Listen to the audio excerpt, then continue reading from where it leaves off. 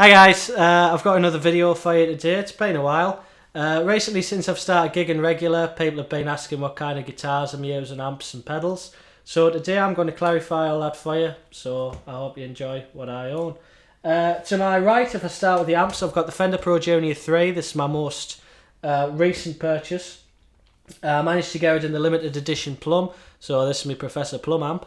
It's pretty basic. It's only got a volume control and also a tone control. I like it because it's basic and that's what I need when I run my pedals through, which we'll get to later. In regards to the tone, it gives you a lot more grit to your sound, which I think is excellent on this particular amp. Sometimes tone maybe doesn't do that for you. And obviously the volume self-explanatory. Behind me, if you can see, I've got the Blackstar HT 100, but I don't tend to use it. I only like it for its clean channel. The reason I don't use it frequently either is because it's, from the size of it, it's impractical. There's no way I can sort of have that in my student flat in Leeds, and obviously carrying it to certain venues I play at, it's impossible to even get through the door. So this is an amp that stays here, and that's it really. It doesn't get used, unfortunately. But down to my left, I've got the Fender Hot Rod Deluxe Mark III.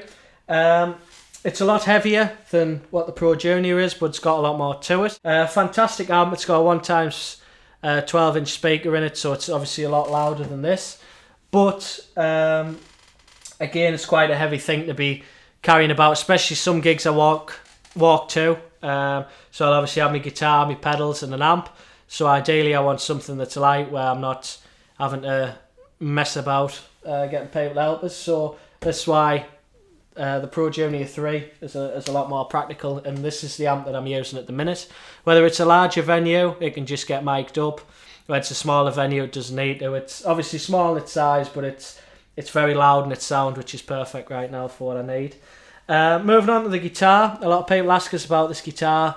Some people are saying, why vintage, over sort of Fender or other things that I've owned in the past. But for me, I'm endorsed by them, so I've got to use their equipment. But more importantly than that, I enjoy using it. It's a good guitar to play and use. It's got a wonderful big sound to it as well. It's obviously got that double humbucker thing going on, which is fantastic. And for anyone that's interested, this is the V10 model, and this colour's called Honeyburst, which is fantastic, and it's a lovely colour as well as being a lovely guitar to play, and it's got a nice sound to it as well. If we move on to the pedal board, I start here. This is the Jim Dunlop Classic Wah pedal. The Wah pedal isn't big in my sound at all. It's something I'm going to incorporate more on some of the newer tracks I've been doing, but it's not really a prime thing. But when I do use it, it's very effective, and it's proven. It's fantastic, and I enjoy playing with it. I've got the SL Drive made by Xotic USA. Best pedal I've ever owned, I think. It's the only distortion pedal that's on this board. It's the only distortion pedal I'm going to use. It's fantastic. I absolutely love it. It's got so much tone to it.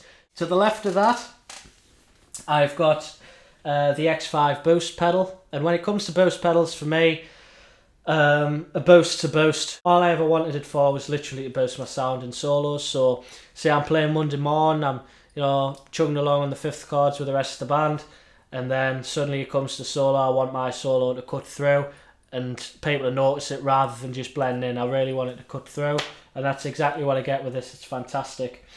Moving on, I've got the Boss Super Chorus CH1. It's still a pedal that I'm acclimatising to. It's pretty new to me. But I'm trying to get the best sound out of it that's going to work for me. So far it's working so well. So I hope that I can continue to get more and more out of it. And finally, to the left of that, I've got the Hall of Fame Mini Reverb pedal. Absolutely fantastic. The reason I got the Mini and not the bigger one was just simplicity, because all I wanted was just a slight bit of reverb. I didn't want to mess on with different settings within the reverb. I just want something that was going to give us a bit of slight bit of echo that was going to make my sound bigger, and that's exactly what I get with this, and it's all I want. If we move on to the board itself, it's again made by Xvive, and they make some fantastic stuff. It's a very sturdy board. There's nothing I can really complain about in regards to it. Finally, on the back, I've got an Xvive power supply. It's the only one that they do, I believe, and just clips on the back of the board. It's not big or impractical or anything like that. It's absolutely first class. And to top it all off, what I got with the board was a good storage case with Xvive on, and in here I managed to get all my leads in that I need for everything, spare patch cables, things like that. There's a little thing in there as well where I can add more stuff in, I suppose. But more importantly, for all the money that I've spent on a board and pedals, it's well protected in here. That's about 1.5 inches thick. They're fantastic and looks after your stuff. So that's more or less all I wanted for. Really, you can't ask for much more than that when I'm carting about on trains and things. It keeps everything protected and it's fantastic. Finally, I've got some gigs coming up. This Friday I'm going to be playing Party in the Park in Spennymoor. It's the first proper sort of festival I've done really. There's supposed to be about 2,000 people coming, but we'll see what happens. I'm looking forward to it. The band's coming up to play with us, so it should be a really good day. Between that date and the start of September, I'm looking to be doing some recording and get some new stuff. So yeah, I'm aiming to do a second album potentially, and it's just finalising that and getting things better. And also moving on into September, I've got two dates booked already, the 9th and 10th of September. On the 9th, I'm very proud to be back at the Zanzibar Club in Liverpool. I love playing there. Fantastic people who run it and support the nights, and obviously the people that turn up and support us. It's marvellous there. And then the night after, I'm back playing at Xvive Bar in Leeds. Again, I enjoyed playing there. Smaller venue, so it'll probably be this amp I'm using for it. But it should be a good night. And then moving on in October, I'm finally getting to play the 360 Club in Leeds, which is part of the Library Pub, which is amazing. I'm very glad to be playing there. It's run by good people. So that's it for now. There's going to be some more gigs booked in between in the dates that I've got free. But for now, it's playing as much as possible and using the stuff that I've got. Thank you very much for watching. Bye for now.